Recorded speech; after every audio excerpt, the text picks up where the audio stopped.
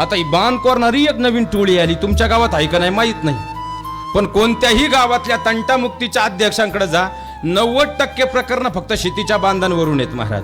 बरं, हे बांध करणारे तुम्ही नीट अभ्यास करा. हे 1 एकर 2 एकर 3 एकर 5 एकरच्या पुढचा माद्या, याच्या निम्म्या वावरात काँग्रेस आहे, पण खऱ्या अर्थानं याच्या वावरात ट्रॅक्टर आला शेजाराला घामच आहे. बरं, आता इथं सगळे आजोबा पुढे बसलेत. बाबा, मला तुम्हीच उत्तर द्या.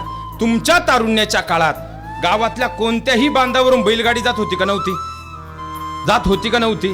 जात होती. आता तुम्हाला मोकळं चालता येतंय का? बरं, ज्यांनी ज्यांनी बांध करून जमिनी वाढवल्या, कोणचा इतिहास काढा, हा सुखाने गेला का? हा गेला तर पोरांनी पहिल्या याचा अंगठा घेतला आणि मग गावाला खूप बातमी सांगून रडायला सुरुवात केली. शेवटी ज्या भाऊबंधांबरोबर आयुष्यभर कोर्टात भांडला, त्यानंच जाता खिशातला ठोकळा कपाळावर.